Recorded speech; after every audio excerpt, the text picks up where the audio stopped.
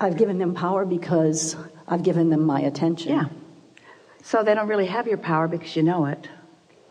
In other words, when you give someone your power,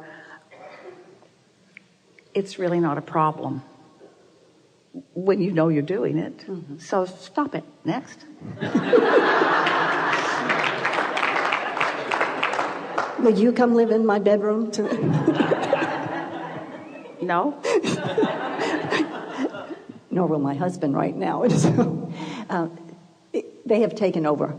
My life is all focused on that. As my friend who came with me today can attest, I've never been so focused on what is something that is a negative and a challenging thing. Well, it's understandable, isn't it? In other words, but I got to get past it. And I got to get, I appreciate them. They are remarkable in their survivability. And I want them gone. I have honored them. I have said, I understand you. You are remarkable. And I want to say goodbye.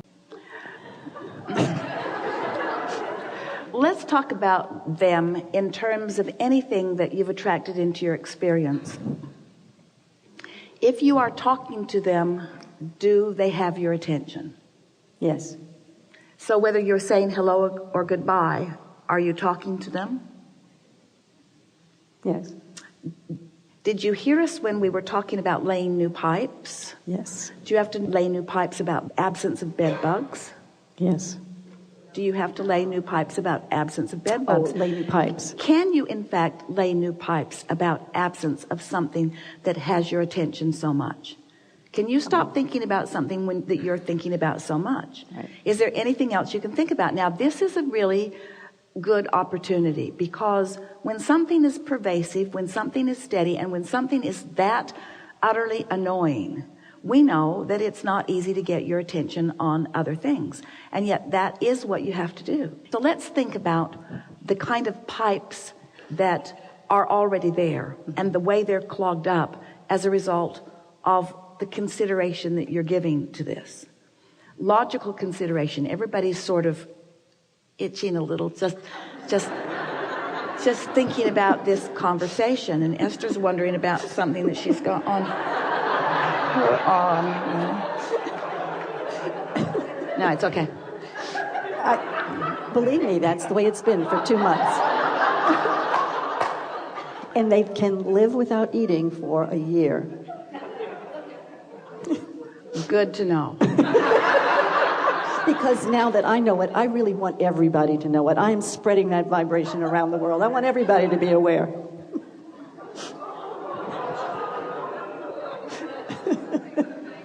She's trying to get you on her disc. Yes, yes. So, if what we are suggesting about the laying of new pipes is a valid workaround for beginning to offer a vibration that is different than the vibration that you've been offering, the most significant thing to consider is that you didn't start that vibration after the bed bugs got there. The bed bugs came as a result of a vibration that you already had started. Mm-hmm. So now dealing with the bed bugs is only going to perpetuate something that was already in motion. And all of that is part of that pipe clogging experience that we started with here today. Mm-hmm. So it would take a very strong person to not notice something that is happening when it is happening. But the fact of it is, it isn't happening all the time. It isn't happening right now. It isn't happening right now. In other words, you're not in your bed with your bed bugs right now. Right. And yet we're talking about it now. When you were talking to your friend earlier, it wasn't happening then either. But you were still talking to your friend about it. Because I'm protecting myself not to get bed bugs in this hotel. Yeah. My naivete has been taken away. I see everything through a different lens now in travel. So, are you saying that you feel bound by what isness, and that the what isness now is going everywhere you is? That somehow you've practiced a vibration that is actualized into something unwanted, and you've lost your footing, and now you don't trust your ability to focus, that you don't have the ability to focus beyond what is. That's what you just said, but we don't think it's what you mean. It's not what we want you to mean. Okay. When we said earlier that we asked the question, do you have to lay new relationship pipes in order to improve a relationship? Almost everyone in the audience acknowledged no. We don't need to lay pipes about relationships, but we do need to lay some new pipes. So when something manifests, the manifestation of it is just a further realization or actualization to confirm an already existing vibration. And you gave some indication just now of some of the things that you have been feeling. But when a manifestation happens, if you look at it with some sort of scrutiny, often you can recognize that there was a vibration that was there before that manifestation. Can you identify what that vibration might be? And the best way to answer that question is to say, having this actualization, because I'm having this actualization, it causes me to feel like this. What does that experience cause you to feel like? Disillusioned. I'm not the creator of my own reality. The bed bugs are. But you're smarter than that. And they manifest. How does this experience make you feel? What is the emotion? Powerless. Powerless. There's not much emotion that is more discordant than that, is there?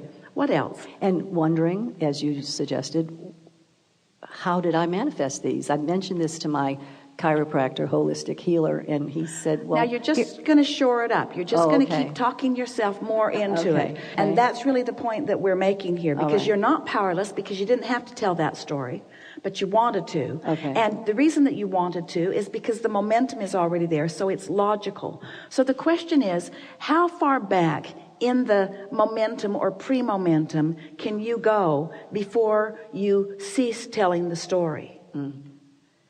Because the bed bugs are really making a point. They're saying to you, now you've got this momentum going. You said they seem impervious to everything. You say these bed bugs are hardy, they are thriving. And we say everything that has your attention is that way in your experience. And we understand that feeling of disillusionment, that it feels to you that this is happening to you, not because of you. But that's the basic understanding that we want to get across to all of you. We know when something comes into your... Let us explain it to you in this way. So you've been launching those rockets and you've created that vortex, and that vortex is spinning and there's momentum, and the cooperative components have already been gathered. And as the cooperative components have already been gathered, in other words, we're saying to you, you have a vortex going that has the cooperative components of bed bugs in it.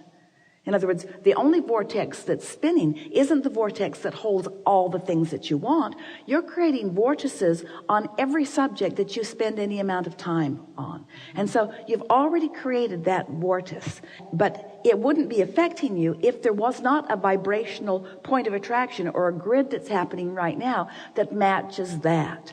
So you could get up any morning of the world and you could choose a different vibrational disc, but you don't, because your attention to what is has your undivided attention. The treatment. So every morning you get up and you give your attention to that, and then you just perpetuate that momentum. And so we think that it is a good idea that you go sleep in another bed. Now you did that, yes? Did you come to this hotel and sleep in another bed? Oh, yeah. So did you have the potential of having a different expectation last night? Almost. So you have an opportunity now to make a different statement. Did you have bed bugs in your bed last night? Not that I know of. You're not even willing to go there. You are so determined to stay on the path of the bed bugs, because what's at the heart of this vibration? The vibration that you are presenting to us, and the message that you believe with everything that you are, is that you are not the creator of your own reality. And even though you're standing here, you're talking to someone who knows differently, we have all of the resources that create worlds available, and we're flowing them to you. You are determined to continue to perpetuate the belief as you have seen it to be. And you're right. You cannot get to where you want to be from where you are without at least being willing to find some statement. It's like the bed bug. It's after you. It's after you. You must be vigilant at all times to keep unwanted things away from you. Because the unwanted things in this world, no one else has had a microphone trying to smack them in the face all day. It's only you. You are the exception in this universe. Now you're taking all the fun out of it.